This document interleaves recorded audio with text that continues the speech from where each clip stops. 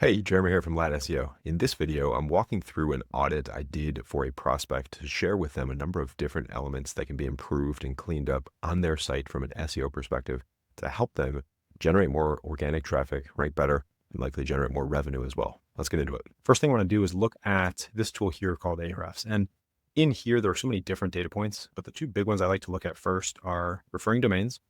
And a referring domain, if you're unfamiliar, is a unique instance of a different website on the internet linking to you. Now, the reason I look at these is because Google does. And Google looks at referring domains as votes of confidence or trust signals. So as a site owner or operator, you want to have other websites linking to you.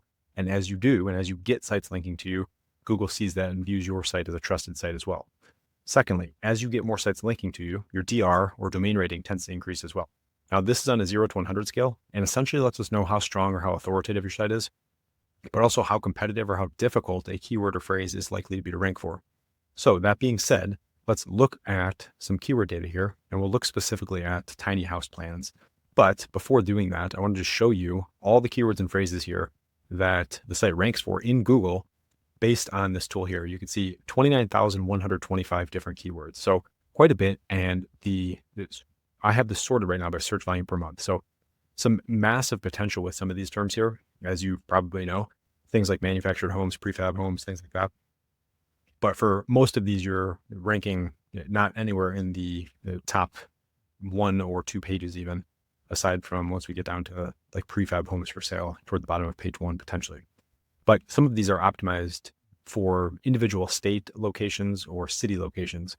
So there's something from an optimization perspective that should be organized better for you to make it so that each of these is optimized individually for those specific areas. And then you have a primary page that's optimized for the broad key phrase as well, which makes it easier for you to build power to those individual pages and build rankings to them as well. But I want to show you specifically what's going on with an example like tiny house plans and go into this in more detail to see who's ranking, what needs to be done, and how your page, your site can be optimized better for this. So right now we're looking at all the ranking sites for the key phrase tiny house plans. And the first thing I like to do is look at this DR column, like I mentioned to you a couple minutes ago, to determine, does it even make sense for your site to compete for this key phrase? And you can see here, you're down here at number 41, DR of 42. And if we look here, tinyhouseplans.com, DR 47, houseplans 68, the houseplan company 37, 57, 27, 85, 95, 28. So you are actually stronger than the number 3 ranking site from a DR perspective. So this tells me this is likely something you can compete for if everything is optimized correctly and things are done correctly for you over time. So next thing to look at then would be content. And you can see here, according to this, it shows you have 764 words of content. Top ranking site has about 1,000, 2,200 right here, 1,900, and so on. So potentially something to look at there is adding more content. But in general, making sure content is optimized correctly will absolutely be beneficial to you. And I'll explain more about that in a second as well. Now, the one other thing to look at here, and this is a massive opportunity and massive gap for you, is this domains column. Now, this is the number of links pointing to the individual page within this chart here. And same thing Google looks at from a domain perspective for referring domains. They look at it on a page by page perspective as well. And you can see here, Tiny House Plans has 213, houseplans.com on their specific tiny house plans page has 65. And then the houseplan company has 4 and 26 and so on. So the other way to look at this is if we flip it around, there are 65 other websites on the internet voting to Google that this page should rank for tiny house plans. And on yours, you have 1.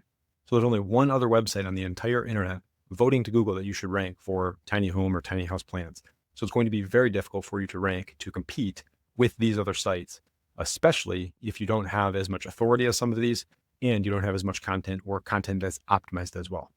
Now, that being said, I want to look at your page itself here and go over a couple items that should be optimized better for you. And this is very likely happening on almost every single page on the site.